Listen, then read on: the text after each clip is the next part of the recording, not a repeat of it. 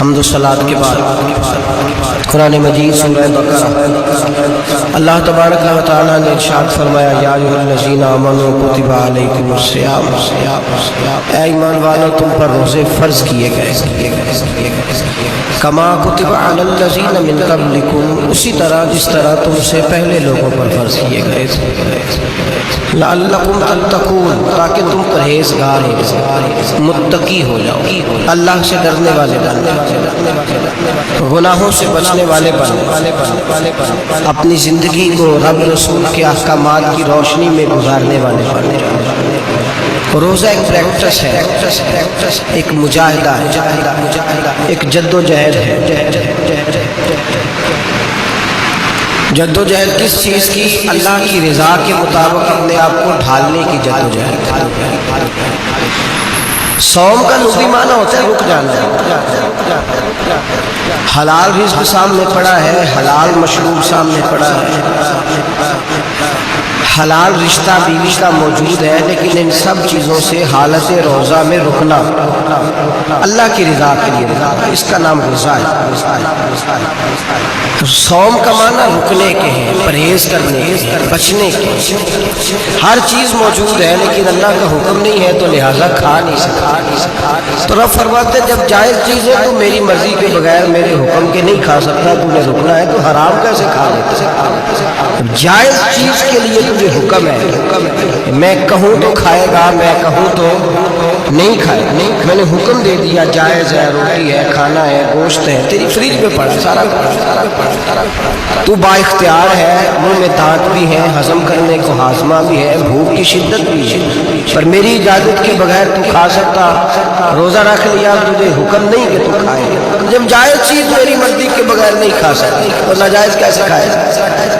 میرے نبی پاک علیہ السلام نے اپنے خوبصورت الفاظ کے اندر اس مفہوم کو بیان فرمایا۔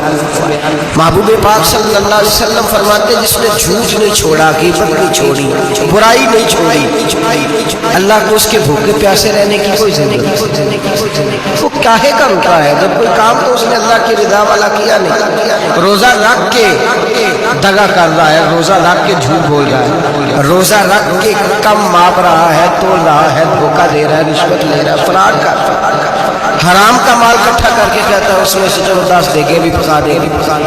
وہ بھائی جو کام اللہ نے تجھے کرنے کو حکم دیا تھا جب تو وہ بجا ہی نہیں لا، مقصد روزہ ہی تو حاصل، لعلکم تتقون، روزے کا مقصد یہ ہے کہ تو پرہیزگار ہو جائے۔ میرے نبی پاک علیہ السلام کی بارگاہ عالی مرتبہ میں 2 عورتیں آئیں، یہ چیزیں کھا لو، کہنے لگی محبوبہ ہم نے روزہ رکھا ہوا ہے۔ فرمایا نہیں تمہارا تو روزہ نہیں ہے، حضور رکھا ہوا ہے روزہ، سحری سے لے کر اب تک کچھ نہیں کھایا، شام تک بھی نہیں کھائیں گی۔ محبوب نے فرمایا ذرا کہہ تو کرو، الٹی تو کرو۔ کہہ کی تو ان کے حلق سے خون بھی نکلا اور گوشت کے لوچڑے بھی نکلے، پھوٹیاں بھی نکلی۔ نبی پاک نے فرمایا وہاں بیٹھ کے تم نے اپنے جاننے والوں کی غیبت نہیں کی، چغلی نہیں کھائی؟ خاموش ہو گئی، گردنیں جھک گئی۔ نبی پاک نے فرمایا تم نے قرآن نہیں پڑھا کہ جو اپنے بھائی کی غیبت کرتا ہے وہ مردہ بھائی کا گوشت کھاتا ہے؟ تو گوشت کھا کے بھی تمہارا روزہ رہ گیا ہے۔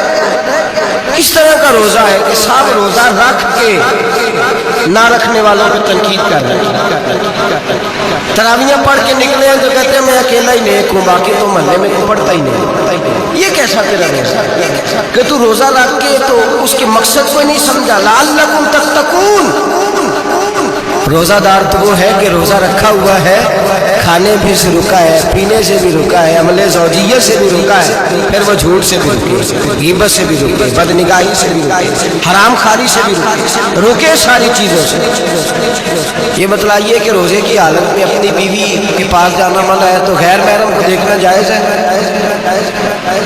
ہمارے ٹی وی پہ میں نے پہلے بھی کہا تھا کہ ہم ٹھیکیدار اور ذمہ دار نہیں ہیں مذہب کے، یہاں ہمارے آنے سے پہلے بھی کوئی بیٹھا تھا، ہم مریں گے تو یہاں ہم سے بڑے بڑے نیک لوگ بیٹھے، کوئی بندہ ذمہ دار نہیں ہے۔ بڑے بڑے کج کلا، صاحب جبہ و دستار، بڑے بڑے صاحب بصیرت، آئمہ، فقہاء، علماء، زعماء، نعماء، صوفیاء، اولیاء، غوث، کتب، ابدال، اوتاد، کتب الاقطاب، جانے آئے, علماء آئے, مفسرین آئے, محدثین آئے, گزر گئے.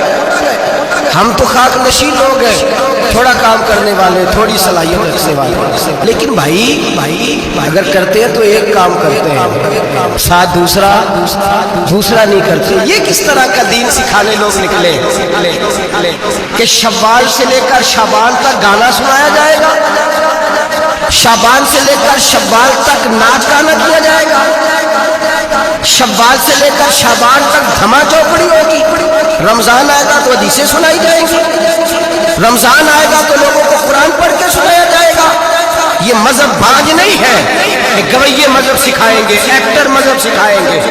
یہ مذہب باز نہیں ہے کہ ایک گلاس کے اندر پہلے شراب پی لو, پھر اسی گلاس میں رمضان آئے تو شہد بانٹنا شروع کر دو. یہ باز نہیں, یہ میرے رسول اللہ کا مذہب ہے. اگر تمہیں شوق ہے دین سیکھنے سکھانے کا, یکم رمضان کو توبہ کرو اور کہو کہ ہم ٹی وی پہ بیٹھ کے حدیثیں سنائیں گے تو سارا سال سنائیں گے, اور جس زبان سے حدیث نکلے گی پھر اس سے کبھی گندا گانا نہیں نکلے گا, پھر کبھی ناچ گانا نہیں ہوگا. یہ کون سا مذہب ہے جو بیویاں سکھا رہی ہیں؟ یہ کون سا دین ہے جو عورتیں سکھا رہی ہیں؟ میرے رسول پاک صلی اللہ تعالیٰ علیہ وآلہ وسلم کا وہ مذہب ہے کہ میرے اعلیٰ حضرت فاضل بریلوی رحمۃ اللہ علیہ نے فرمایا, مرد کے لیے جائز نہیں کہ وہ عورت کی زبان سے میلاد بھی سنے, نعت بھی سنے. مرد کے لیے جائز نہیں, مرد کو مرد سکھائے گا, عورت سکھائے گی تو عورتوں کو سکھائے گی. بے شک آپ سویرے فتویٰ دیجئے کہ چھوٹی سی مسجد میں بیٹھ کے, چھوٹے سے کونے میں بیٹھ کے چھوٹا سا مولوی, اور وہاں تو اتنے بڑے مفتی ٹی وی پہ بیٹھے ہوئے, وہ غلط ہے وہ صحیح ہے, کیسے ہو گئے؟ سنو, میرے نبی پاک علیہ الصلوۃ والسلام کے مذہب کا حسن یہ ہے کہ اسلام کہتا ہے ایک نظر بی بی کو دیکھا کسی نے غلطی سے تو معافی ہو جائے گی, دوسری نظر شہوت سے دیکھا تو حرام ہے اس کے لیے. وہ پاکستان کا مولوی ہو یا سعودی عرب کا شاہ ہو, کسی کے لیے عورتوں کے بیچ پھرنا اٹھنا بیٹھنا جائز ہے. میرے نبی پاک صلی اللہ تعالیٰ علیہ وسلم نے فرمایا ہے میں عورتوں سے مصافحہ کرنے نہیں آیا, اور میرے نبی پاک صلی اللہ علیہ وسلم نے فرمایا, حضور فرماتے لیکن نا کتا بالکل ناپاک نہیں ہوتا, کتے کا تھوک ناپاک ہوتا ہے یا کتا گیلا ہو جائے تو ناپاک ہے, لیکن خنزیر سارا ناپاک ہوتا ہے. کون ناپاک ہے؟ خنزیر. نبی پاک نے فرمایا خنزیر بھی ہو اور گند میں لتھڑا ہوا بھی ہو, پیشاب میں لتھڑا ہوا ہو, گوبر میں لتھڑا ہوا ہو, پخانے اور فضلے میں لتھڑا ہوا خنزیر ہو, اس کا جسم تیرے ساتھ ٹکرا جائے تو اتنا برا نہیں جتنا غیر محرم عورت کا وجود تیرے ساتھ ٹکرا جائے تو برا ہے.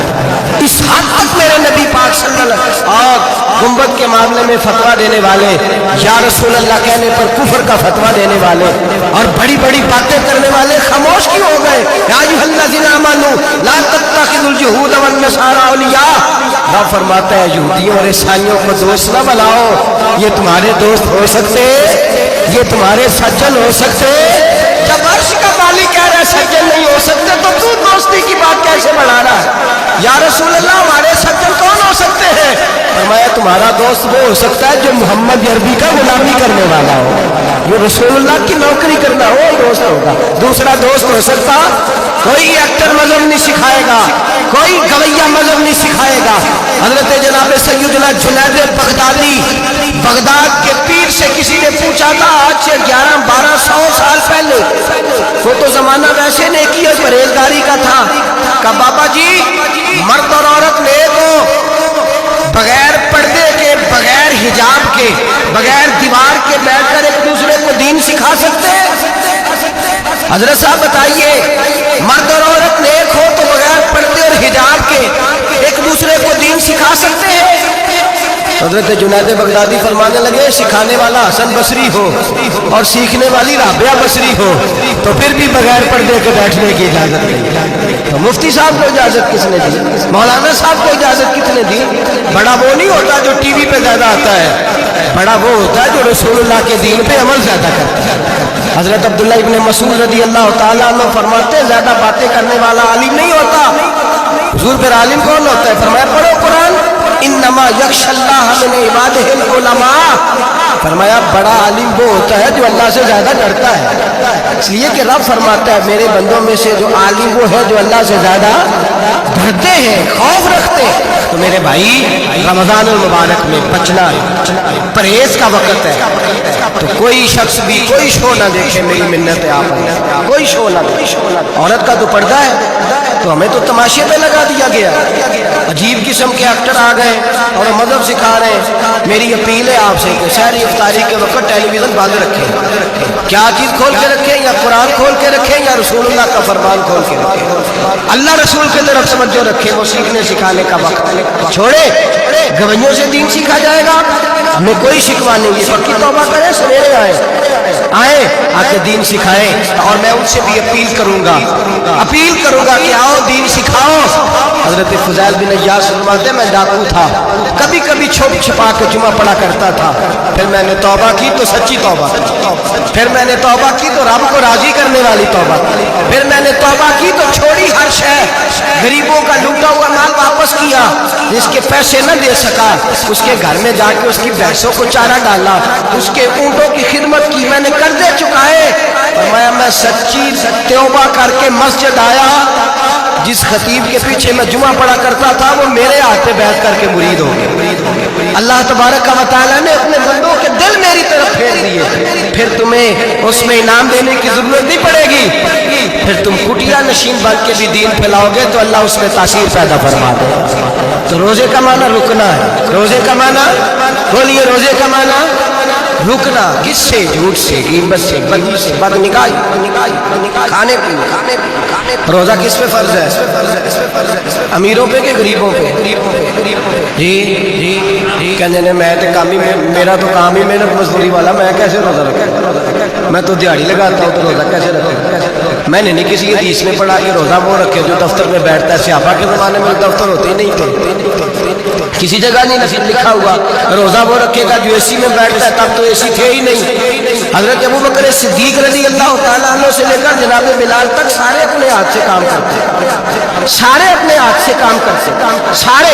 हजरत उमर फारूक रज़ी अल्लाह तआला अन्हु खलीफा वक्त होने के बावजूद माले गनीमत के ऊँट चढ़ने जाते थे तो चरागाह में छोड़ने में जाते थे, लेने भी आते थे वापस। सारे लोग अपने हाथों से मुशक्कत वाले काम करते। हजरत बिलाल मजदूरी करते, सलमान फारसी मजदूरी करते, मिकदाद मजदूरी करते, सहाबा मजदूरियां करते, रोजे रखते। और रमजान के जाने का वक्त होता तो दर रसूल पे खड़े होकर अर्ज करते, महबूबा दिल नहीं भरा, दिल करता है कभी रब सारा साल ही रोजे अता करे, सारा साल रमजान दे तो हम सारा साल रोजे रखने को तैयार। जज्बा था, ताकत थी, हिम्मत थी। आज नौजवान लड़का है, कहता है मुझसे भूख बर्दाश्त नहीं होती। मेरे भाई रब बीमारी ला देना, अल्लाह से दुआ मांगे, अल्लाह शिफाए अता फरमाए। और दुआ करें अल्लाह आजमाइश से वापस। आप यकीन करें, मैंने लोगों को देखा है, हलक से कतरा नहीं उतरता, खुराक की नारी लगी हुई, आला ग़िज़ाएं पकी हुई पड़ी है। अर्श का मालिक कहता है मैं तेरे हलक से गुजरने नहीं दूंगा, कानून बन। मैंने देखा है ड्रिप पे लोग जिंदा है, बोतल लगी हुई है ग्लूकोज की, गुजारा चल रहा है, आला ग़िज़ाएं पड़ी हैं, लाखों रुपया तिजोरी में पड़ा है। मालिक कहता है तू नहीं खा सकता, तो वो खाने नहीं देता, नहीं खाने देता। एक शख्स यूरोप के इलाके का, मैं किसी कालम नवीस का पढ़ रहा था, वो कहता मेरी खरबों में जायदाद है, लेकिन मेरे मैदे में ऐसी तकलीफ है कि मैं आटे को छान कर जो ऊपर से बूरा निकलता है सिर्फ वो खा सकता हूँ, उसके अलावा मैं कायनात की कोई नेमत खा नहीं सकता। और मेरे भाई वो जब चाहे तो बड़े बड़े खाने खाने से तुझे रोक दे, तेरे दांत चबाने के काबिल न रहे, जुबान निगलने के काबिल न रहे, मैदा तेरा हजम करने के काबिल न रहे, वो जब चाहे तो जो मर्जी कर ले। वो कहता चल तू मेरी मर्जी पे चलना, एक महीना मेरे कहने पे ना खा, एक महीना मेरे कहने पे ना खा, तो या अल्लाह तू क्या करेगा? फरमाया सौमु का सफू। मेरे नबी पाक ने फरमाया तुम रोजे रखो, अल्लाह तुम्हें सेहत अता फरमा देगा, अल्लाह तंदुरुस्तियां दे देगा, शिफाएं दे देगा। तुम रोजे रखो, अल्लाह तुम्हें, सुभान अल्लाह, अल्लाह तुम्हें, अल्लाह ताकत देता है, हिम्मत देता है, अल्लाह हिम्मत देता है। मैंने देखा है, मैंने बुजुर्गों को देखा है, ज़ईफ लोगों को देखा है, कमजोर लोगों को देखा है, मैंने देखा है रोजे रखे हुए, मजदूरों को देखा है रोजे रखे हुए। मैं अपने अब्बा जी को कहता, अब्बा जी इतनी सख्त गर्मी और मजदूरी आप करते और मजदूरी के आलम में रोजा रखते, तो कहते पुत्र रोजा की आलम روزہ کدوں کو جانا ہے؟ روزہ اپنی جگہ تے بے مزدوری اپنی جگہ ہوتی. کئی دفعہ مینوں فرمان لگے میں یار سمجھ کوئی نہیں لگتی, پتہ نہیں روزے اللہ طاقت کتوں دے چھڑتا ہے, نہیں زیادہ کام بھی زیادہ کریدا ہے تے روزہ بھی رکھ بھائی. صوم تصوم میرے مصطفیٰ نے فرمایا تو روزہ رکھ, اللہ تجھے سے عطا فرما دے. رب تعالیٰ تجھے یہاں ہوٹل کھلے ہوئے ہیں, یہاں عجیب حالات ہیں, ہوٹل کھلے ہوئے ہیں, لوگ بہانے ڈھونڈتے پھرتے ہیں, کہتے ہیں کٹ لگ گیا تھا ذرا تھوڑا سا خون نکلا ہے, سنی پلاس لگائی ہے تو روزہ نہیں رکھا, یہ ذرا مجھے تھوڑی دقت ہو گیا تو میں نے روزہ نہیں رکھا, کھانسی لگ گئی ہے تو روزہ نہیں رکھا. او خدا کے بندے, روزہ تو نعمت ہے. اور سبحان اللہ میرے نبی پاک نے فرمایا لکل شیء زکات و زکات الجسد الصوم, فرمایا ہر شے کی زکات ہوتی ہے, وجود کی زکات روزہ ہے. روزے رکھو جسم کی زکات نکل جائے. فاقہ کرنا بھی میرے نبی پاک کی سنت ہے, مسواک کرنا بھی سنت ہے, فاقہ کرنا بھی. مسواک والی سنت زیادہ اپناتے ہیں لوگ, فاقہ کرنا بھی نبی پاک کی سنت ہے. ایک صاحب مجھے کہنے لگے جناب بیٹھ کے کھانا حضور کی سنت ہے. میں نے کہا کبھی کبھی نہ کھانا بھی نبی پاک کی سنت ہے, نہ کھانا بھی حضور کی سنت ہے. اور ہمارے فقہاء نے لکھا ہے کہ روٹی زیادہ کھاتا ہے اس میں دو باتیں پیدا ہو جاتی ہیں. کیا کیا؟ ایک بولتا زیادہ ہے, دوسرا سوتا زیادہ. غافل ہو. فاقہ اور حکیم اطباء ڈاکٹر کہتے ہیں کہ پیٹ خالی رہے نا جس آدمی کا, اس کا حافظہ مضبوط ہوتا ہے, اس کے ذہن کی گرہ کھلتی ہے. زیادہ کھانے سے تو خماری چڑھتی ہے دماغ, ڈھونڈتے پھرنا روٹی کی در سے آگے چیز, گھر میں نہیں پکی تو ہوٹل چلے جانا, کھانے کے سوا اور کام ہی کوئی نہیں. وہ صاحب میرے نبی پاک علیہ السلام نے فرمایا کافر 7 آنتوں سے کھاتا ہے, 7 آنتوں سے, اور فرمایا میرا مومن ایک آنت سے کھاتا ہے. اس کے وجود میں کھانے والی ایک آنت ہے, کافر 7 آنتوں سے کھاتا ہے. فاقہ کشی سے نورانیت پیدا ہوتی ہے, کم کھانا. لیکن نبی پاک صلی اللہ علیہ وسلم نے اللہ سے فاقہ مانگ کے لیے, یا اللہ ایک وقت روٹی دے, ایک وقت کا فاقہ دے, مانگ کے لیے نبی پاک مانگ. حضرت ابو ہریرہ رضی اللہ تعالیٰ عنہ فرماتے ہیں بھوک زیادہ لگتی تھی نا جب مجھے, تو میں حضرت عمر سے, ابو بکر سے, عثمان, مولا علی سے مسئلہ پوچھ لیتا تھا, اور جب میں مسئلہ پوچھتا تھا تو وہ مجھے روٹی کھلا دیتے. جب میں ان سے مسئلہ پوچھتا تو وہ مجھے, حضرت ابو ہریرہ فرماتے ہیں مجھے بھوک لگی, میں حضرت عمر کے پاس گیا, ان سے مسئلہ پوچھا. ان کا رواج تھا جب میں مسئلہ پوچھتا تو پہلے روٹی کھلاتے. ہمارے بزرگ یہ فرماتے ہیں کہ کھانے کھلا کے دین پڑھاؤ. صرف تمہارا کتب خانہ نہیں کھلا ہونا چاہیے, تمہارا دسترخوان بھی کھلا ہونا چاہیے. کسی نے نبی پاک صلی اللہ علیہ وسلم سے پوچھا تھا بہترین مسلمان کون ہے؟ حضور نے فرمایا جو سلام لینے میں پہل کرے اور روٹی زیادہ کھلائے, جو روٹی ہر وقت فکر کرے آ یار روٹی کھا لے, روٹی کھانے کی طرف توجہ دلائے. کھلانا سنت ہے, زیادہ کھانا اس میں بھی فرق رکھے. تو نبی پاک صلی اللہ علیہ وسلم کے صحابی حضرت ابو ہریرہ رضی اللہ تعالیٰ عنہ فرماتے ہیں میں نے حضرت عمر سے مسئلہ پوچھا, میں نے کہا حضور مسئلہ بتائیں, تو کہتے پہلے ان کی عادت تھی جب میں مسئلہ پوچھتا تو روٹی بھی کھلاتے, آج انہوں نے مسئلہ ہی بتایا ہے, روٹی کوئی نہیں کھلائی. تو مجھے کہنے لگے ابو ہریرہ تو سوچتا ہوگا روٹی نہیں اس نے پوچھی, تو نے کب سے کھانا نہیں کھایا؟ میں نے کہا صبح سے. تو جناب عمر کہنے لگے میں نے کل صبح سے نہیں کھایا. چل ابو بکر صدیق کے گھر مسئلہ پوچھا. کہتے جناب صدیق اکبر کے دروازے پہ گئے, جا کر کے ان سے مسئلہ پوچھا. ان کی بھی عادت تھی جب کوئی مسئلہ پوچھنے جاتے تو دسترخوان بچھا لیتے, کہتے آؤ روٹی بھی کھلاتا ہوں مسئلے بھی بتاتا ہوں. کہتے گئے تو انہوں نے بھی مسئلہ بتایا, روٹی کوئی نہ پوچھی. تو کہنے لگے عمر ابو ہریرہ تم لوگوں نے کل پرسوں سے نہیں نہ کھایا ہوگا. اور ابو بکر کو 4 دن گزر گئے, تھوڑا سا دودھ ملا ہے یا کھجور ملی ہے, روٹی کوئی نہیں ملی. چلو در رسول پہ چلتے, آؤ حضور کی بارگاہ. کہتے ہیں نبی پاک کی بارگاہ میں آئے, حضور نے چہرے دیکھے, کریم سے مسئلہ نہیں پوچھنا پڑا. میرے مصطفیٰ کریم نے فرمایا بھوک لگی ہوئی ہے تم تینوں کو, 3-4 دن ہو گئے. اللہ کے رسول نے فرمایا مجھے پورا ہفتہ ہو گیا. سبب کچھ اور ہے جس کو تو خود سمجھتا ہے. زوال بندہ مومن کا بے زری سے نہیں, بھوک نقصان کا وجہ نہیں بنی, وجہ کوئی اور بنی. رشوتیں جو بازار گرم ہوئے ہیں لوٹ مار کے, یہ روٹی کے لیے نہیں, یہ زیادہ کھانے کے لیے, یہ بینک بیلنس کے لیے گرم ہے. یہ لوٹ مار کا مقصد کوٹھیاں بنانا ہے, روٹی کا تو رب کریم کا وعدہ ہے. یہ روز روتا ہے شام کو میرا کاروبار کوئی نہیں, اصل میں کہتا ہے بنگلہ کوئی نہیں, اصل میں کہتا کہتا کار کوئی نہیں، پجارو کوئی نہیں، روٹی تو اللہ عطا فرماتا ہے، اس کا وعدہ ہے۔ فرمایا حضور نے 3 دن بیت گئے، چلو میرا بے تکلف صحابی ابو الحسن انصاری، وہ بڑے نصیب والے ہوتے ہیں جن کو میرے نبی پاک خود کہتے تھے کہ تیری فلانی ذمہ داری ہے۔ اس زمانے کا تو کسی کو کہہ دیا جائے یہ تیری ذمہ داری ہے تو کہتا ہے یہ تو پھٹیکے ڈالنے لگ گئے، یہاں سے تو چھٹی کر دینی چاہیے۔ خوش ہوتے تھے صحابہ کہ ہماری ذمہ داری لگی۔ کہتے ہیں حضرت ابو الحسن انصاری کے گھر گئے، نبی پاک نے فرمایا بھوک بڑی لگی ہے، کھانا لا۔ کہتے ہیں حضور نے اسے کہا تو اس آدمی کو تو وجد ہی ہو گیا، اس نے کہا میرے اتنے نصیب کہ حضور کا یہ کھانا کھلا۔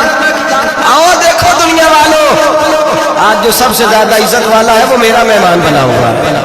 فرماتے ہیں وہ دوڑے گئے، بکری اٹھائی، ذبح کی، بیوی کو کہنے لگے روٹی تیار کر، ادھر کھجوریں توڑی، انگور توڑے، کہنے لگے حضور آپ جب تک تناول کریں تب تک کھانا پک جاتا۔ حضرت عمر کہتے ہیں روٹی پک کے آئی، بڑا پیارا گوشت، بڑا اچھا سالن، بڑا خوبصورت خلوص والا کھانا۔ فرماتے ہیں میں نے بڑا ہی کھایا۔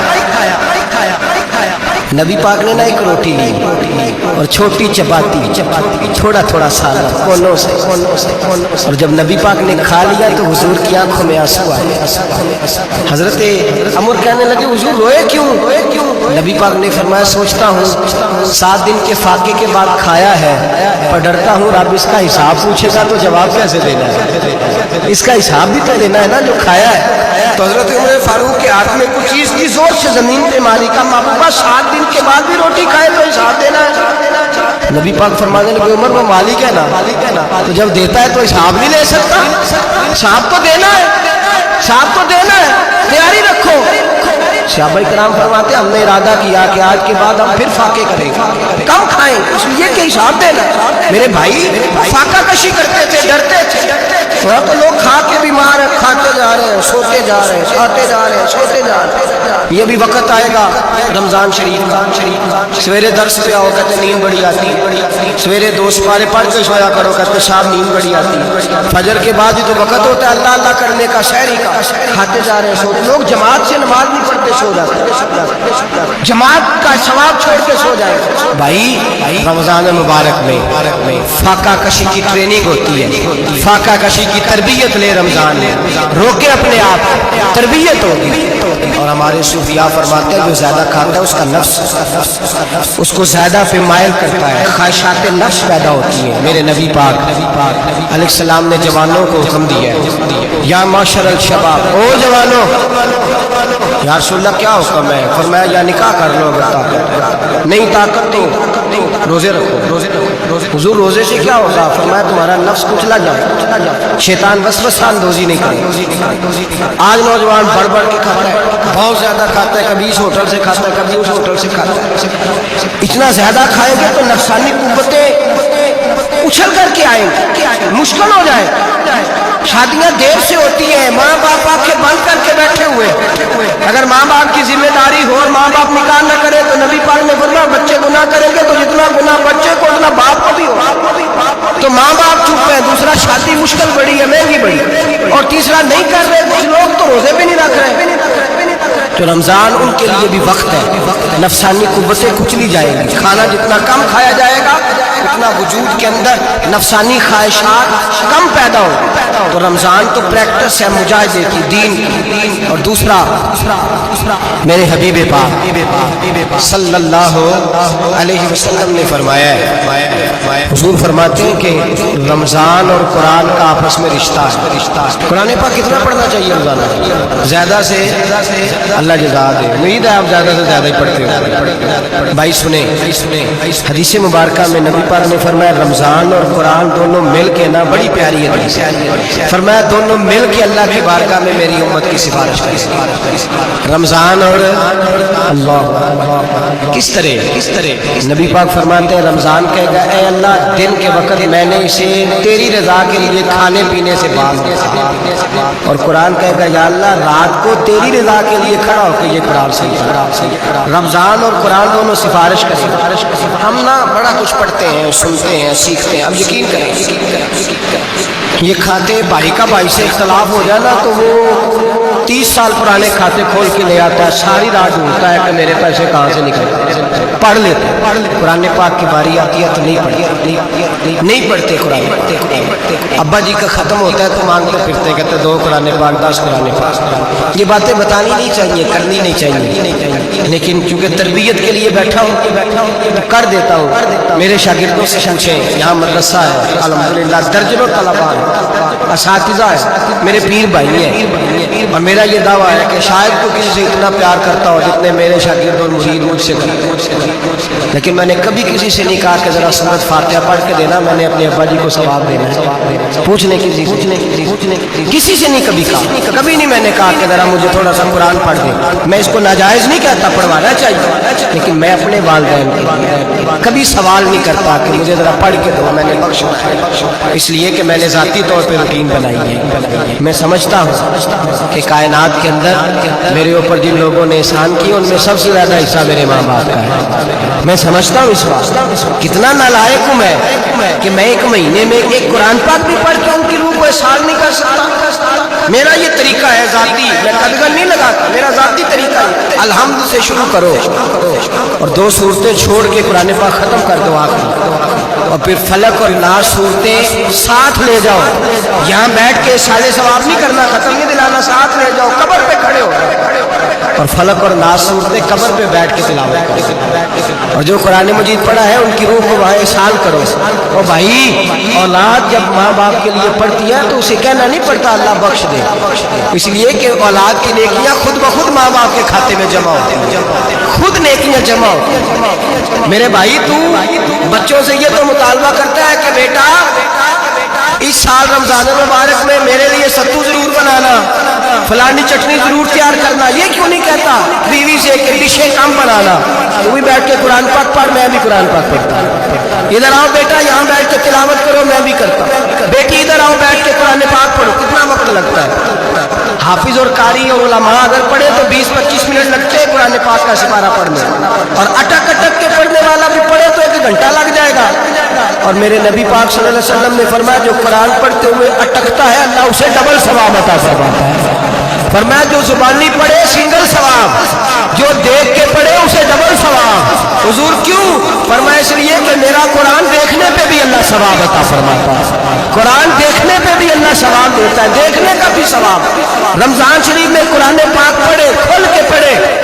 मेरे भाई, अगर तेरा बच्चा पढ़े, अगर तेरी बेटी पढ़े, कायनात का खुशनसीब बाप को है तो बेटा कुरान पढ़े, चाहे नाजरा ही पढ़े।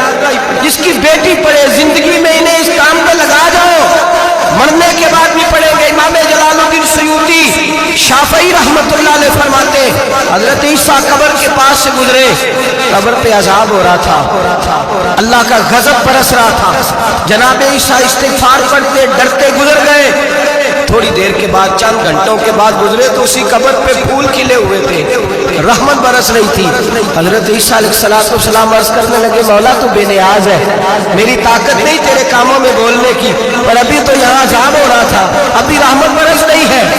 जनाब ईसा कहते हैं, आवाज़ खुदाबंदी आई, ईसा बंदा बड़ा गुनहगार था, पापी था, मुजरम था, खताकार था, लेकिन जब इसका इंतकाल हुआ, इसकी बीवी हामला थी, उसके पेट में बच्चा था, बच्चा इसके इंतकाल के बाद पैदा हुआ।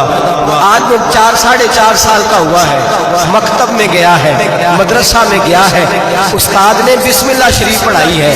फरमाया, उसने तोतली जुबान से कहा है बिस्मिल्लाहिर्रहमानिर्रहीम का ऐसा मुझे बतला, इस जमीन पर वो मासूम जिसे अभी रहमान और रहीम कहना नहीं आता, वो तोतली जुबान से मुझे रहमान और रहीम कहे और मैं उसी जमीन से उसके बाप को अजाब दूं।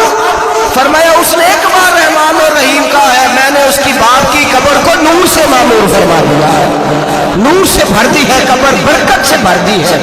अल्लाह करे मेरे बेटे भी कुरान पढ़े, अल्लाह करे मेरी बेटियां भी कुरान पढ़े, अल्लाह करे हम सब की औलादे कुरान पाक पढ़े।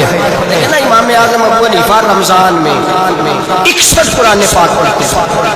कितने 60 टेक, अल्लाह ایک قرآن پاک دن میں پڑھتے پورا، ایک رات کو پڑھتے، ایک تراوی میں پڑھتے، 61 قرآن پاک امام صاحب۔ آپ فرماتے میں نے چھوڑ دیے سارے وظیفے، میں صرف رسول اللہ کا قرآن پڑھتا ہوں۔ رمضان سارا قرآن پاک، سارا رمضان۔ اب تو عادت ہی نہیں رہی ہمیں قرآن پاک۔ اگر لوگ ناراض نہ ہوں تو محفل نعت ہوتی ہے تو تلاوتیں کتنی ہوتی ہیں، اور نعتیں ہم نے ذوق ہی نہیں بنایا، ذوق ہی نہیں بنایا ہم نے تلاوت قرآن کا، اس لیے کہ قراء علماء فقراء ان کو ہم تیار ہی نہیں کر رہے، ہم تو ایکٹر پال رہے ہیں جو پیسے لیتے ہیں نعت خوانی کے، معاذ اللہ۔ او میرے بھائی، کیا قرآن میرے نبی کی نعت نہیں؟ حضرت عائشہ صدیقہ رضی اللہ تعالیٰ عنہ کے پاس صحابہ گئے، کہنے لگے اماں جی ہم نے نبی پاک کا اخلاق بتلائے۔ اماں جی کہنے لگی جاؤ جا کے قرآن پاک پڑھو۔ قال خلقہ القرآن، سارا قرآن میرے نبی کے اخلاق کا ہی نام ہے، یہ ساری نعت ہے، یہ ساری نعت۔ اس نعت کو سننے لوگ کیوں نہیں آتے؟ اتنا رش میں اپنے نعت میں اتنا تراویح پہ کیوں نہیں ہوتا؟ اور